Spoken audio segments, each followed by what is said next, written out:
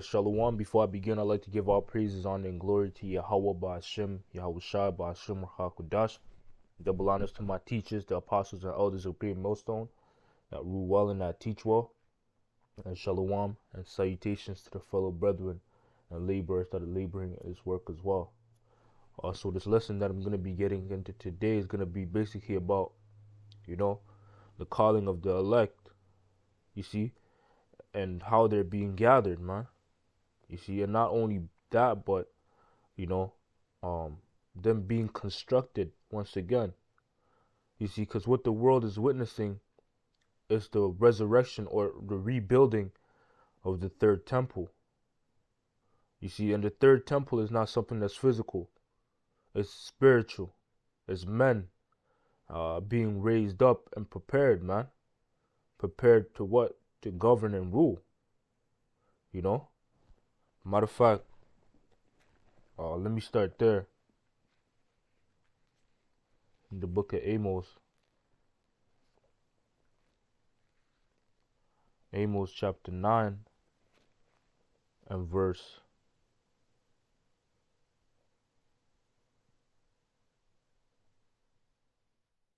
9. I'm going to start at verse 9 and it reads, "For lo, I will command and I will sift the house of Israel among all nations, like as a corn is sifted in a sheave, yet shall not the least grain fall upon earth." So the Lord is sifting, the nation of Israel from amongst these different nations, proving that you would have Israelites amongst these different nations, living like these different nations, upholding the customs of these different nations, man.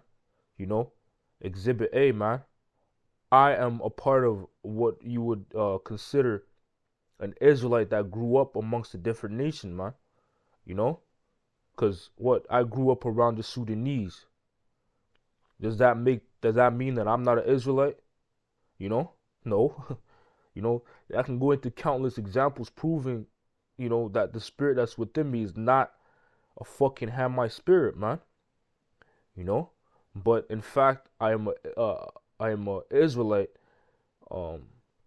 that looks, like another nation. But the spirit within me is a prince of a power, the prince of Yahweh Bashim Al Shai. That's the spirit that's within me, man. All right, so it's not just me, but there's brothers throughout the four corners that are being shifted. Israel is being sifted like in a sheave, man.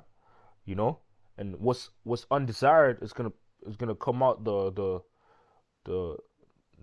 other side, man. But what's desired and valued is gonna stay in that sheave, and the Lord is gonna keep for Himself. All right. So it says, "For lo, I will command and I will sift the house of Israel among all nations, like as corn is sifted in a sheave. Yet shall not the least grain fall upon the earth." So the Lord is not gonna what? He's not gonna forget or leave out an elect member that looks like, another nation, because not a least grain is gonna fall out, man. That's where you get the parable of the what? Of the tares and wheat, to the point where the Lord is gonna have to deal with that with this through His angels, man. They're gonna be the ones to pick out, okay, bomb, bomb, bomb, bomb, bomb, because you have Israelites that look like these other nations, and it's also vice versa. You have the other nations that look like Israelites, but we can only discern as far as the spirit. We can discern a person. That's the furthest we can go. But whether to decide who's who and what's what, it's up to the Lord and the angels, man. All right. So verse 10 says, "All the sinners of my people shall die by the sword, which say, the evil shall not overtake nor prevent us. In that day will I raise up the tabernacle of David that is fallen, and close up the breaches thereof. And I will raise up his ruins, and I will build it as in the days of old." So the tabernacle of David, the house of David, is another, basically a buzzword for the elect, But what? The Lord said He's going to raise it up in a specific day, in a specific time period. And that's the time period we're living in now, man. the tabernacle of David is being built once again. Is being constructed. You know, as I mentioned, man. You know, it says, oh, and it says, I will raise up his ruins. You know, because the nation of Israel, they've been destroyed. You know, they've been bruised. You know, because you not knowing your power, you not knowing who you are. You know, you not knowing your history, and not even knowing your future, man. You just lost. You're wandering about lost, man. You know, that's a ruin to me. That's destruction, man. Oh, that's the contrast of those two words. You have the word construction, which is to put, you know, build and put together, and then you have destruction. But we've been destructured, you know, destroyed. Look at the condition that the nation of Israel is in right now, today. You know, take a look at them and tell me if they're not destroyed, man. You know, verse 12 says, matter of fact, that's pretty much the point on that, man. But you see, the Lord is he's beginning to heal. The healing process. We're actually in the midst of the healing process of the nation of Israel, and in particular the elect, you know, because that's what's important. The elect, they're being healed, you know, and they're being brought back, recovered.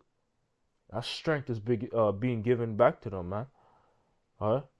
So let's jump here to the book of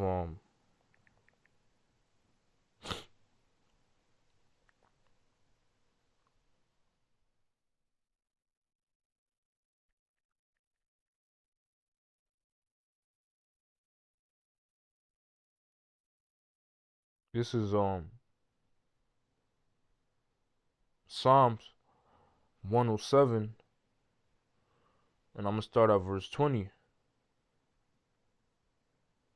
It says, He sent His word and healed them and delivered them from their destruction. You see, so as I mentioned, we've been destroyed, we've been destructured. But in the latter days, which we're in now, the house of David is being constructed. You know, and how is that happening? By the word, which is ultimately Yahweh Shai. You know, Yahweh Shai, which He's the embodiment of the scriptures. Is the words of Yahweh Shai, you know, the words of the scriptures that the house of David is being what? Constructed once again. You know, and it's only through the word, you know. So let me get this. Let me show you what those words are. This is St. John chapter 6 and verse 63. It says, It is the spirit that quickeneth, you know. And when you go into that word quickeneth, it basically goes into bringing back to life, something being brought back to life, something being recovered, you know, revived. That's what that word quickeneth goes into. So the spirit is what's quickeneth. It says, the flesh profiteth nothing. So there's nothing carnal that you could do to bring someone that's in a dead state of mind back to life. You know, you can't take herbs. You can't do nothing you can't do nothing carnal to bring someone that's in a dead state of mind back into life. But it has to be the spirit that quickens that person and revives that person and brings them back to life. You see, so it says, It is the spirit that quickeneth, the flesh profiteth nothing. The words that I speak unto you, they are spirit and they are life. So the spirit is the words of Yahweh Shai. The words of Yahweh Shai is what brings you back to life. You know, that's that spirit that brings you, that's breathed into you, and it brings you back to life. You know, the best example I can give is the first time you ran across the teachings of Yahweh Shai. That's that spirit being breathed into you. And then it triggered something, man. It triggered the spirit. It lit it on fire, so to speak. And you were brought back to life, you know. You finally you breathe, man. You know. And what's the first thing you desire when you come back to life is to eat, man. You eat, you eat, you eat. You've seen that with countless examples, like that lady, that little girl whom Yahushua raised from the dead. As soon as she was brought back to life, she wanted to eat. Even Yahushua, he wanted to eat when he was brought back, man. You know, and that's the case with us spiritually. We were dead, but once we were brought back to life, we wanted to eat. That's a zeal. You wanted to eat the words, man. You know, you wanted to eat you wanted to learn everything. You know, you wanted to eat. But the point being is that these words are the spirit, and these words are what gives life, which the word ultimately is Yahweh Shai, man. You know, and it's the word that's gathering the elect and bringing them together and constructing the house of David, man. All right. So let's jump here to the book of uh,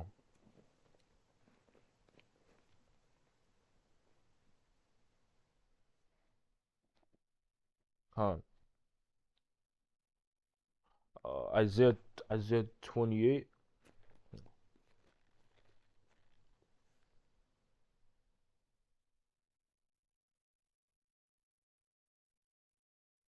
Isaiah 28, and I'm going to start at verse 10. It says, "For precept must be upon precept, precept upon precept, line upon line, line upon line, here a little and there a little." And this is basically how you understand the scriptures, you know, by putting a precept from here and, you know, from Genesis, Revelation, and putting them together, you know, because this book is not, it's not your ordinary, you know, book, man, you know, but this book is full of parables and dark sayings, things that you need to learn men to teach you, man. And I'm glad, you know, I have teachers, man. I'm not afraid to admit it. I have men that taught me this, you know, because I couldn't. There's no way I could have done it myself, man. You know, but and also the spirit of the Lord has to be working with you to make you understand these things. You know, it says, "For precept must be upon precept, line upon precept upon precept, line upon line, line upon line, here a little and there a little. For with stammering lips and another tongue will he speak to his people." So this people, to whom he said, "This is the rest wherewith he may cause the weary to rest, and this is the refreshing," yet they would not hear. You see? So these words are the rest, and it's the refreshing. When you're refreshed, meaning you're made new again, you know? You're made new again, man. So you just took a shower, you're clean, you're fresh, you know? But it's the words that are, once again, that are doing this. This is what I'm trying to, you know, prove. So let's jump here to the book of Revelation, chapter 11.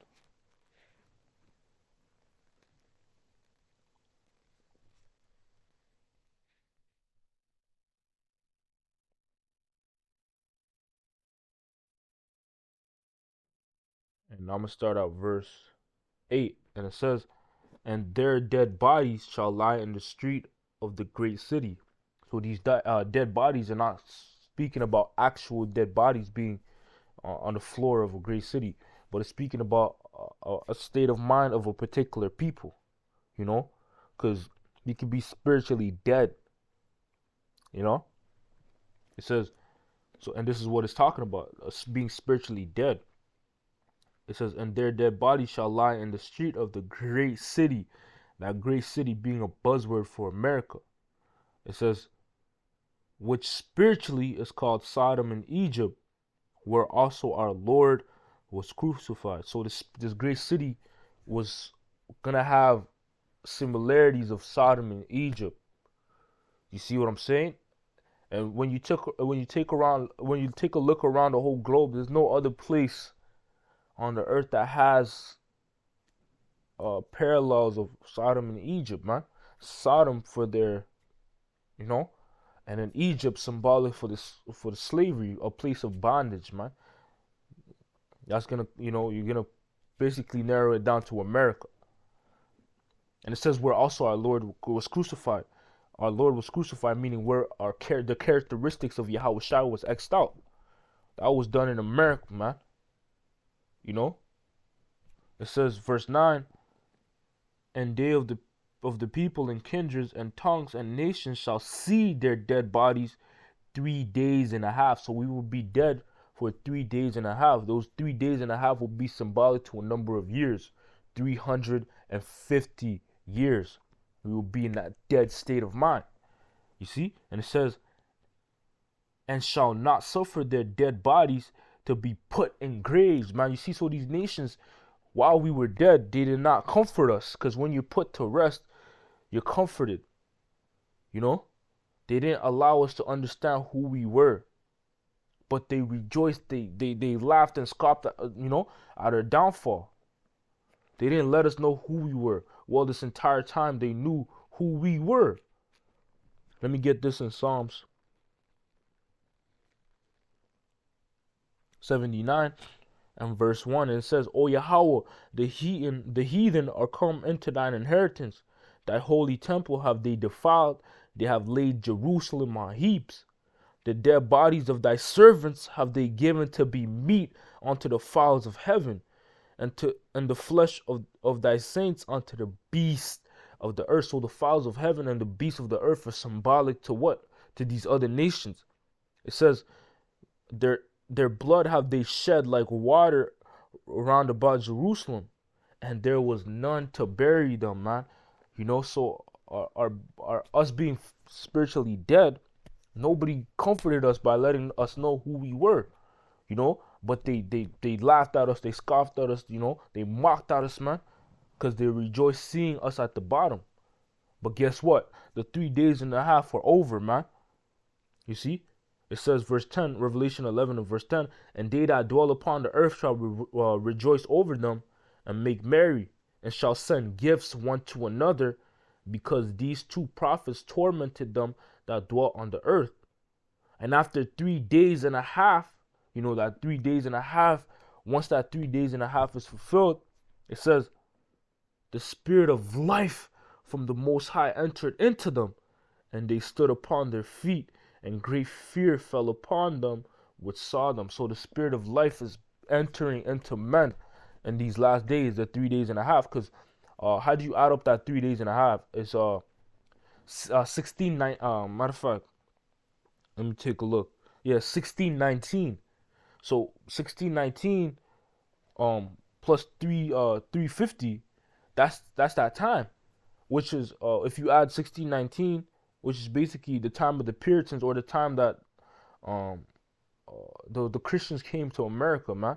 You add that time, and then you add 350 years to that, it's gonna be around 1969, 1970.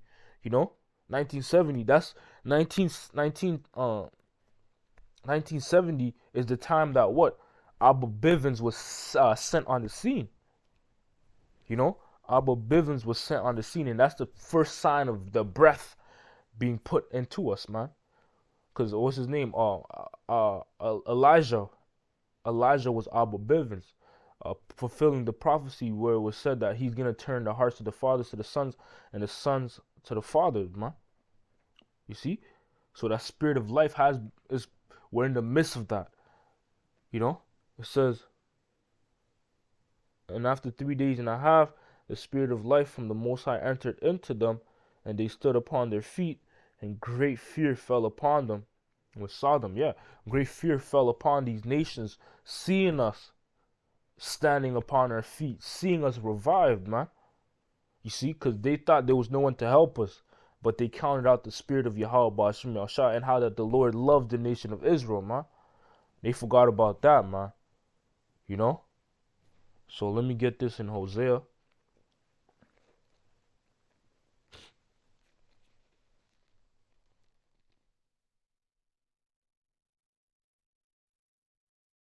Hosea chapter 6 and verse 1, it says, come and let us return unto the Lord Yahweh Ba'ashim Yahushai, for he had torn, and he will heal us.